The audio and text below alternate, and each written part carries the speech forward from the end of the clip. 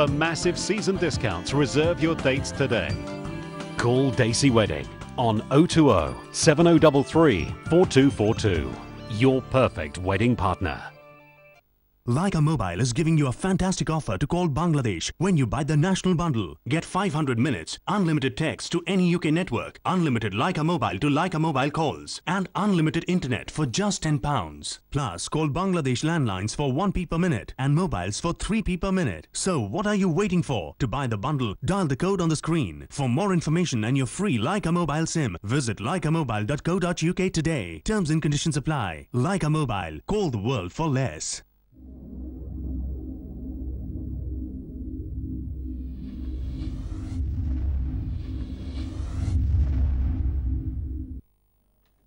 It's a reality faced by over 55,000 people in the UK and one that is little discussed. Today, we look at breast cancer awareness, that discussion and more only on Women's AM.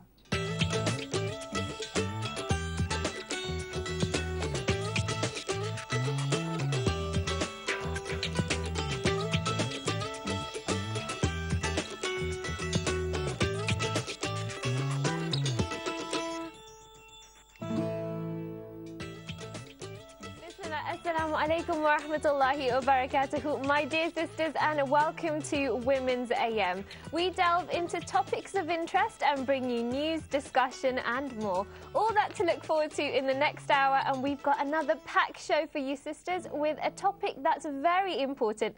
And joining us in our discussions today, we have our Women's AM regulars, Sister Zainab, Sister Shahina and Sister Ayan. How are you all? Alhamdulillah. Alhamdulillah. Great to see you, mashallah. So sisters, you know, alhamdulillah, we had a bit of a dinner out the other day, and I was thinking to myself, you know, I better ask my Women's AM sisters whether they like dining in or dining out. So sisters, what is it for you? Zainab, let's come to you, inshallah. Oh, Sister Shahina's right in there. Go ahead. Eating out. Served, cooked for. And no dishes at the end, right? That's right. Alhamdulillah. Depends if I'm cooking or not. Because if I'm not, then I actually prefer home-cooked food, generally. Okay. But I do like going out. But do you know why? The concept of being served and cooked for. No, I just don't want to cook. So I like to eat out. Yeah, okay, so I enjoy not doing anything. Yeah, I think it depends. Like, if there's something that I want to try my hand at, then I'd want to do the cooking myself.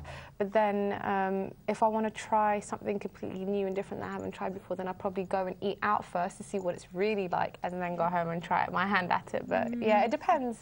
I think a mixture is really nice. I mean, I was away for a little while, and I remember eating out. After a while, it gets really tedious, and you find you can't eat that much because the food, you know, it's just not palatable. But you know, sometimes nothing you just is need a honestly like meal. home-cooked food. If we're honest about it. You grudgingly admitted that. Well, let's move to our first segment of the show now with News Bites.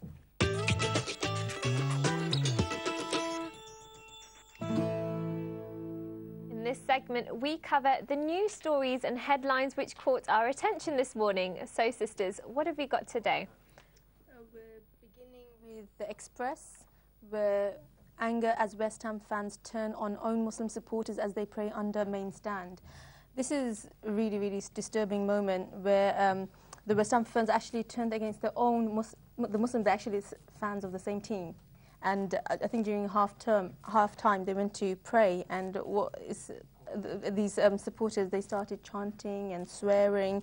And the sad thing here is the supporters who are understood to have made, they didn't make any complaints, by the way, but the club actually invited them as part of an initiative to forge close links with local community groups.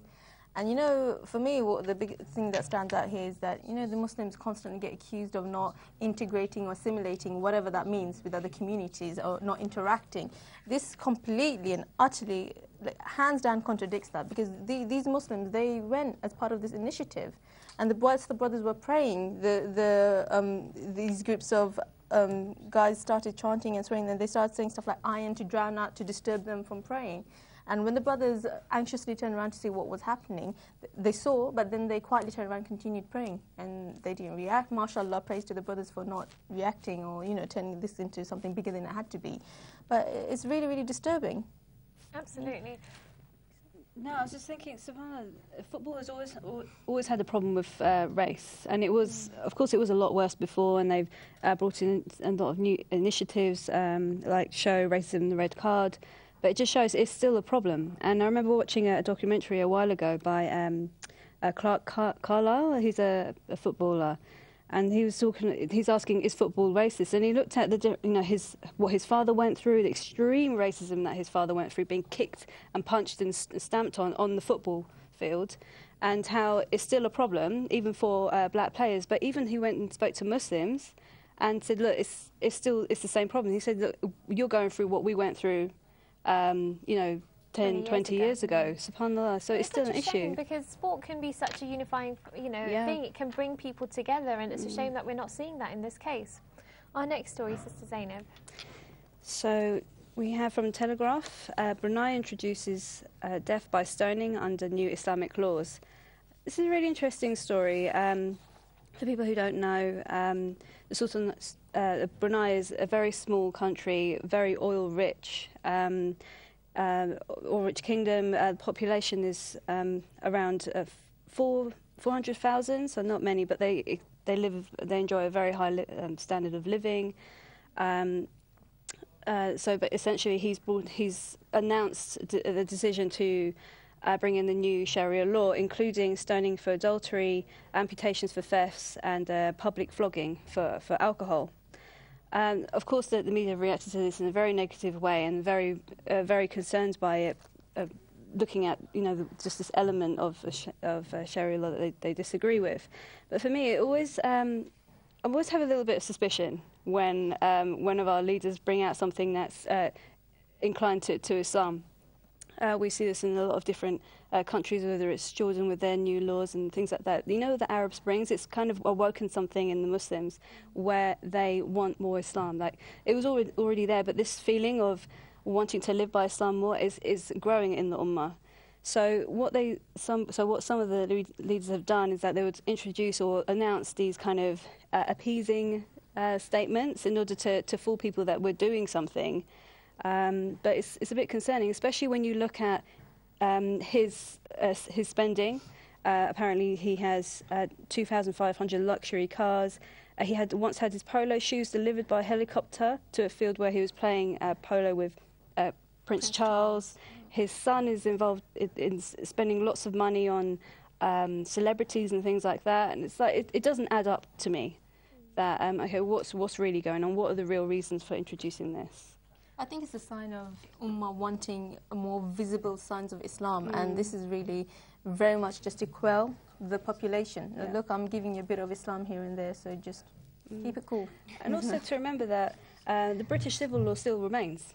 So it's bits and pieces. So there's Islam in the marriage it's not law. implemented as a whole. Yeah. So I think if there was, honestly, if you wanted to please Allah, there wouldn't be bits and bobs of this and that, because bits and bobs of Islam doesn't work. If you really wanted to sincerely please Allah subhanahu wa ta'ala, bring in whole of Islam. Why are you the Sultan in the royal family of Brunei? Put yourself down and put in a real Emir. Well, our next story, Sister Shahina, let's come to you for that one. Yep, we've got in New Statesman, we have ending the grey areas. Let's stop thinking of women as a resource to be exploited. Here, the writer, Sarah Dittam, she is expressing her issues of how women are viewed and treated. And she feels that women are looked at as something to be used for other to be judged on how they look. Women should be told how they should dress.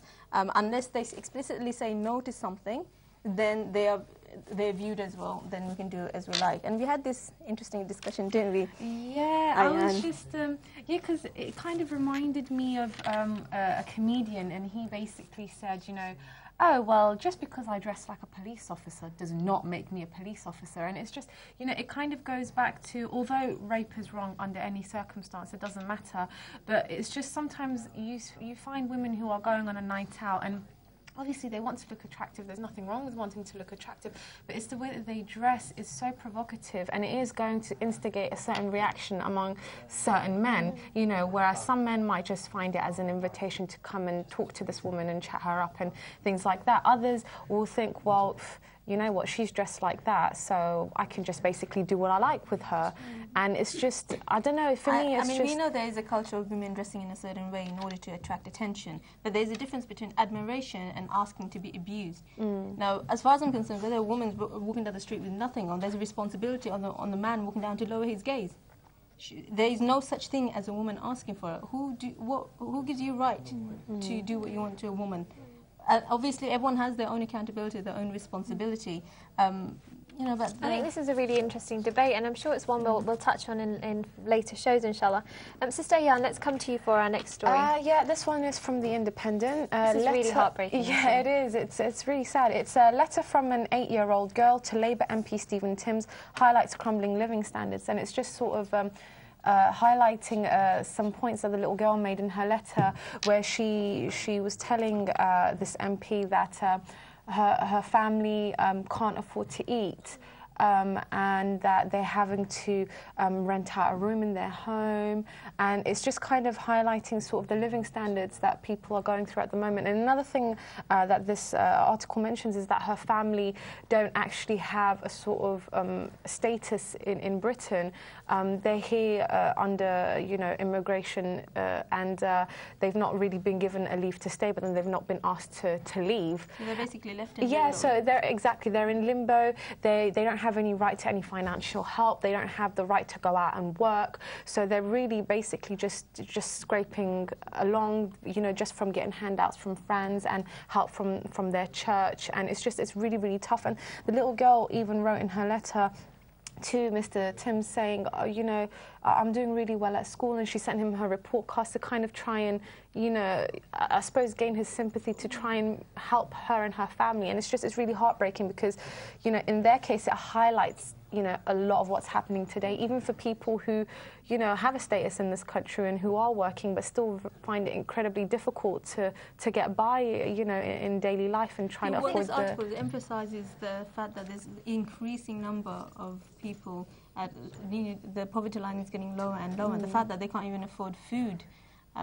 And this is supposed to be one of the richest countries with the strongest economy. Absolutely. In the world. I mean, we've covered numerous stories on the show about food banks and how people are, you know, turning to food banks in order to kind of just sustain themselves and their families and just get by. And this is another example of that. It is really heartbreaking, and it's a whole section of society really that are almost forgotten. You know, we just kind of brush it under the carpet. Yeah, it really doesn't make sense to me, because there's also often these reports on news about, you know, big supermarket companies wasting so much food.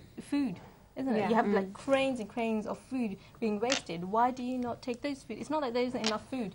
There's enough food on this planet to feed the entire world. It's always, you know, it's a case of managing the food that we have and the resources that we have. And that's the government's responsibility, so they really should look into it. Well, Sister Zainab, for our final story, inshallah. Yes, from the BBC News internet site, Dangerous Truth, the Kabul Women's Poetry Club. It's a story that looks at this poetry club set up by women in Kabul, in Afghanistan. These ladies get together in secret to compose poetry, essentially, and to discuss their poetry. Because in the words of the lady, the 29-year-old they were interviewing, basically that their society views writing poetry as a sin.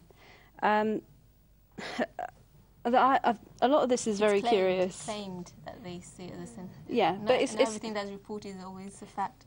True, but it's in her words, isn't it? So the issue for me is why are they banning poetry? What is this? You know, that this is a view that, okay, everything